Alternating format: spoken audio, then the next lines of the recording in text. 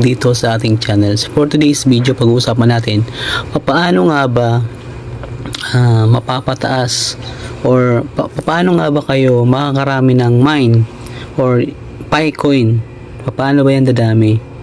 So, yan guys, kung bago ka pa lang dito sa ating channel, huwag mong kalilimutan mag-subscribe at i-click na rin po ang notification bell para araw-araw ka pong updated sa lahat ng i-upload ko mga video tutorial. So, kung makikita niyo dito guys, tuturuan ko kayo kung paano nga ba kayo makakarami ng Picoin ng dito sa account po ninyo. Ito, kung makikita po ninyo ito, ayan o. So, tuturuan ko rin po kayo kung paano yan bibilist. Kung makikita po ninyo sa bagong register pa lang po dyan, so mahina pa po yung pag-ikot ng, yan o, yung bilang po. Kung makikita po ninyo, yung bilang po, di ba? 2, 4, 6, 8, ganyan. Yan, ituturo ko po yan sa inyo. So, ayan, punta po tayo dito. Punta po tayo dito sa may team. Referral team. So, kung makikita po ninyo ito po yung referral team po natin. So, ayan, boom. Ito guys, as you can see guys, ang invite na po natin. So, meron na po tayong 23 member. So, out of 23, 6 po yung nag-mine. So, ibig sabihin guys, so, dadami lang ang inyong Picoin na na-mine. So, syempre po, pag online po kayo, nakapag-mine po kayo. E, paano pag offline po kayo? So, pag offline po kayo guys, kahit na offline po kayo, lahat po yan, so, alam ko lang po lahat po yan na active po, na nagmimina po dito. So, meron po kayong share na matatanggap dito po. Ayan. Meron po kayong share na matatanggap po dito. Yan po yung kagandahan po, kahit na offline po kayo. So, tumataas pa rin po at nakapagmina pa rin po kayo ng Picoin. So, ngayon, paano naman po kayo makapag-receive kahit na ayaw nyo pong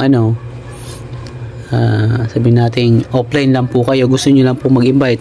So, ang sabi po dito ni Picoin, sa oras po na nakapag-invite po kayo ng isang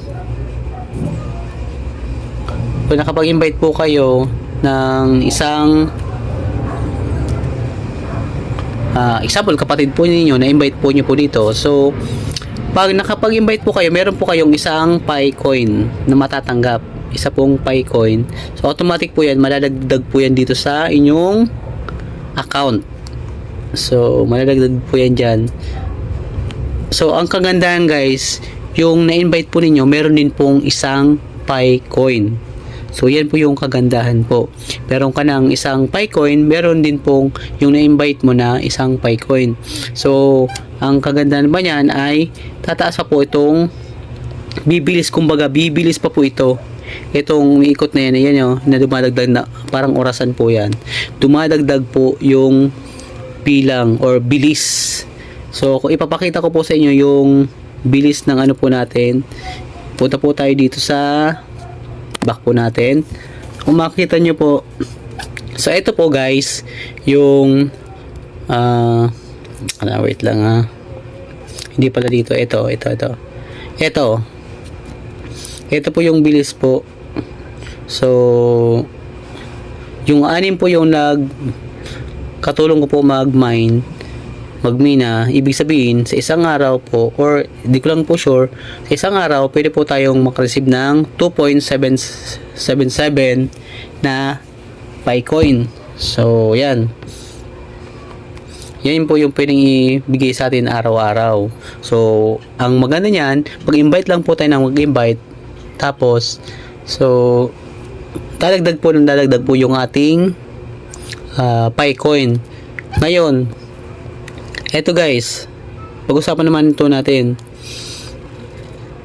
Dapat po, para po makuha po talaga natin yung namina po nitong mga na-invite po natin, dapat po ma-verified po. So makikita po ninyo unverified. So pag ito pong unverified na to, pag na-verified po sila lahat, ibig sabihin po niyan ay ano po tayo, kumbaga matatransfer po natin to dito.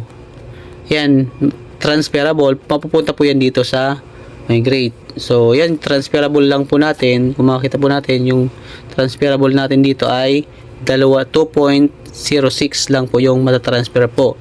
So once po na yung na-invite po natin ay itong mga na-invite po natin dito, sa oras po na lahat po yan nakapag na-verified po sila, nakapag-submit po sila ng ID, nakapag ano po sila ng yung sa Facebook, nalink po nila yung Facebook nila, nalink po yung yung password.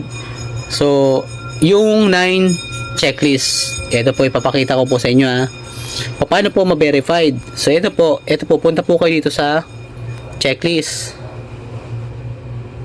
Wait lang simulan natin. So paano po tayo ma-verified? Sa mga hindi pa po dyan verified, ayan, click nyo po ito, click nyo yan. Pag na-click nyo na po ito, so punta po kayo dito sa ayan, i-click po natin to. Tapos pag na-click po yan, ayan, makikita po ninyo kung verified na po talaga kayo. So pag ibig sabihin, pag verified na po kayo, pwede nyo na pong ma-sale ang inyong PiCoin. So ito po yung tinatawag na 9 step. Ito pong mainnet checklist 1 to 9. So dapat po ay magawa nyo po yan nang sa ganun po ay ma-migrate yung inyo pong coin dito po. So pag ibig sabihin, pag nandito nyo po yung coin po ninyo, ibig sabihin lang po nyan ay pwede nyo na po yan ibenta.